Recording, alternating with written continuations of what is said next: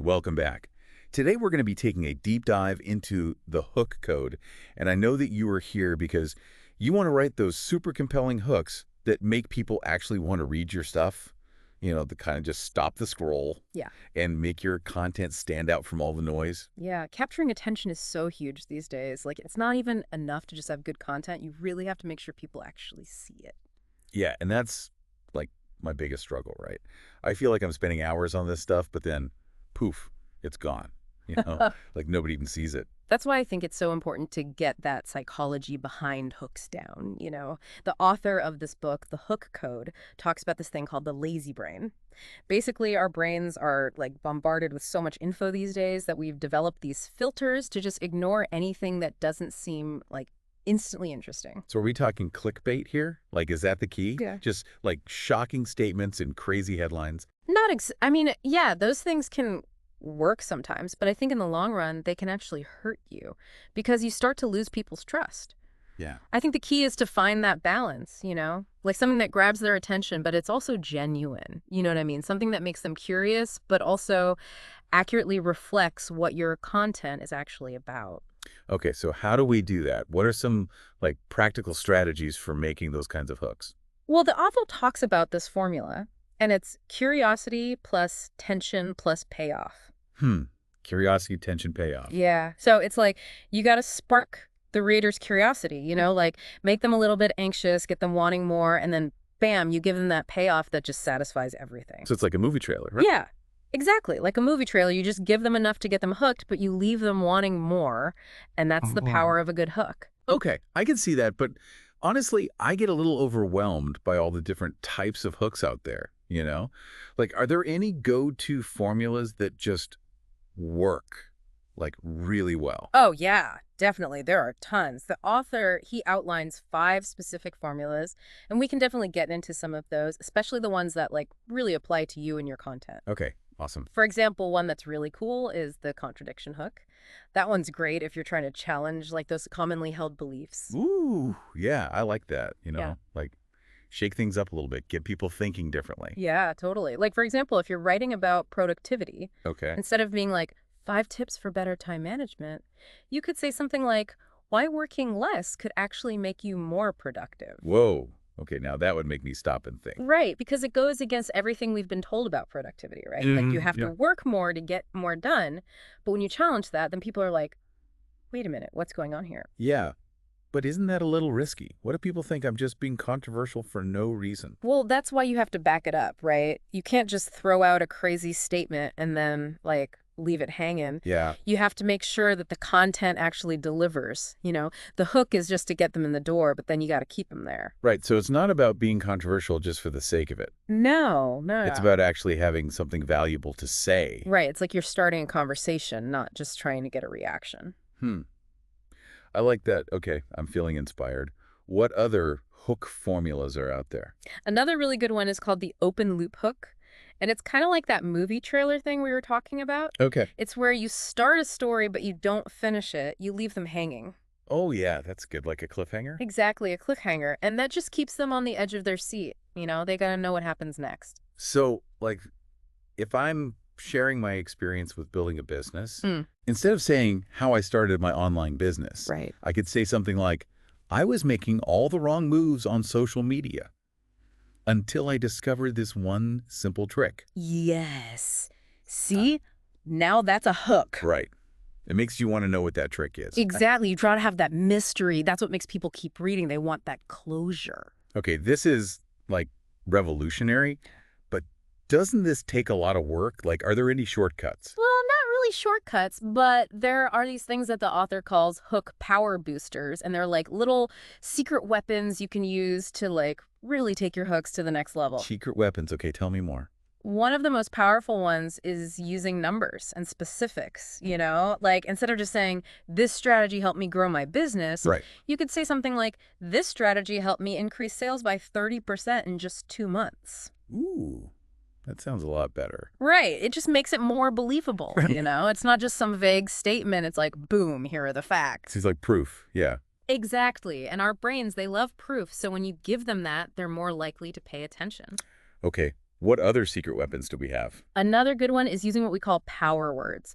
And those are words that just like evoke emotion. Okay. Words like secret, hidden, never before revealed, exclusive. Like those limited time offers, Yeah, makes you feel like you got to act now. exactly. That's the whole point, Yeah. Tap into that psychology and make people feel like they're going to miss out if they don't click. I'm like mind blown right now. This is Just amazing. just getting started. There's so much more to explore with this hook code book. I know, I can't wait. But for now, let's take a quick break and we'll be right back to uncover even more hook strategies. Sounds good.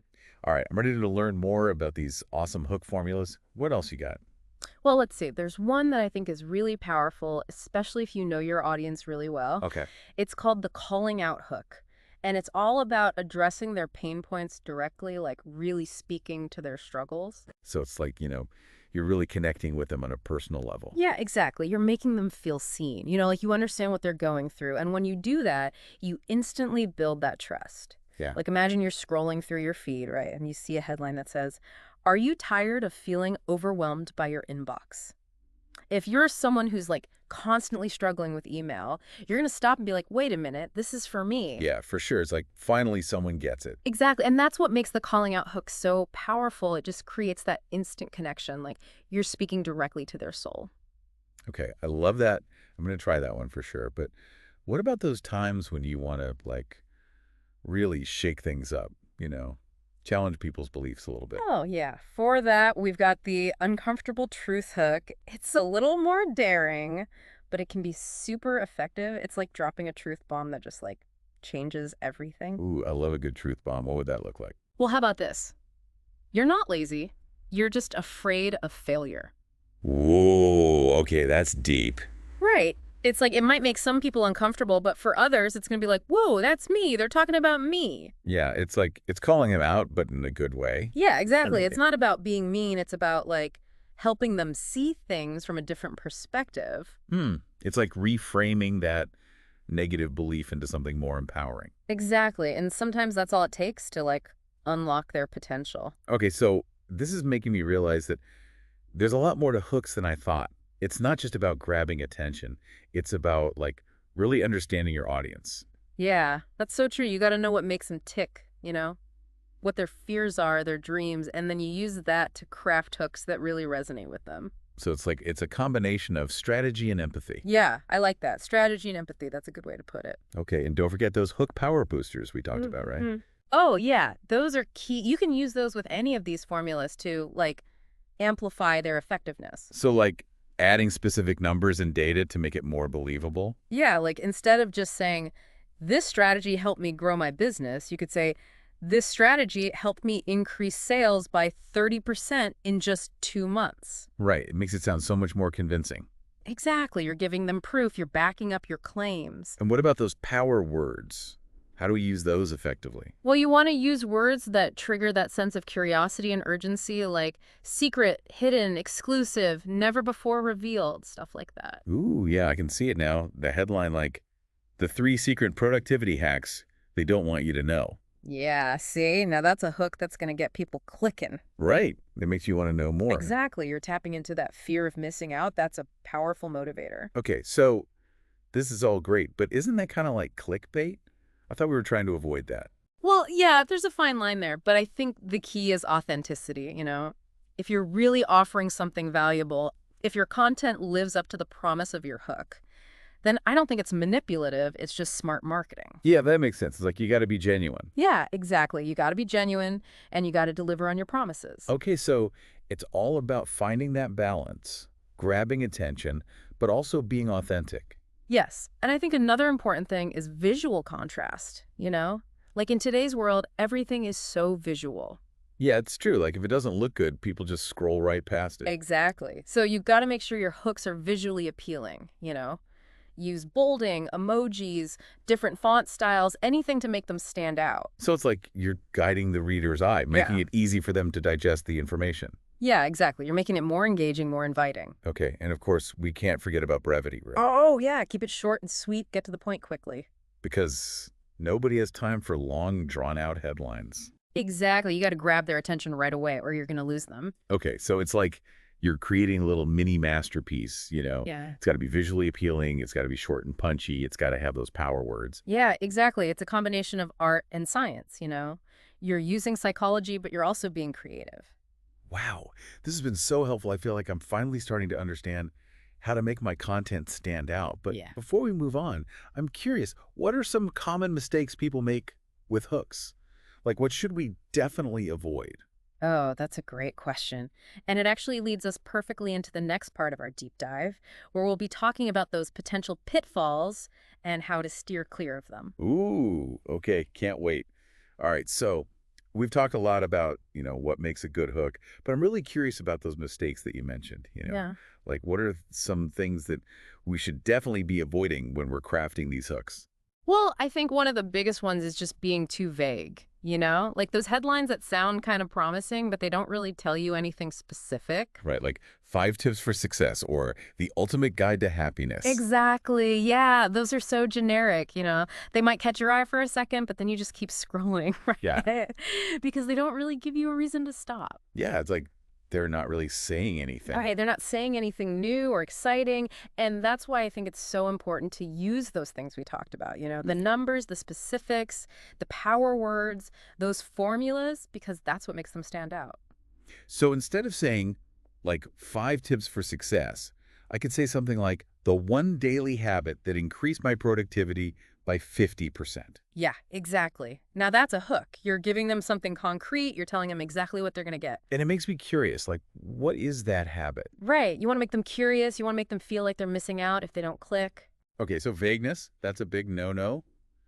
What else should we watch out for? Another one that's really common is being too salesy, you know, like just trying to shove your product down people's throats. Oh, yeah, I hate that. Like, those buy now headlines. Yeah, exactly. It's like nobody wants to feel like they're being sold to, right? Right. I think it's much better to focus on like enticing them, you know, making them want to learn more instead of just trying to force it on them. So it's like you're inviting them to a party, not like dragging them in kicking and screaming. Yeah, exactly. You want them to feel like they're choosing to be there, you know, Yeah. because that's how you build trust. Yeah, and once you have that trust, then they're more likely to listen to what you have to say. Exactly. So just be cool about it, you know. Don't be too pushy. Just offer them something valuable and let them decide. Okay, so no vagueness, no hard selling. What else?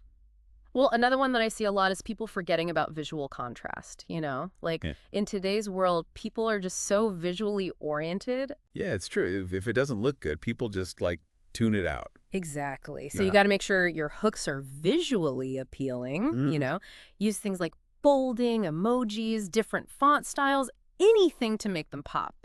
So it's like you're adding those little details that make it more interesting to look at. Yeah, exactly. You want to make it easy for people to read and digest the information. Okay, so we've covered a lot of ground here today, and I feel like I have a much better understanding of how to craft these really compelling hooks.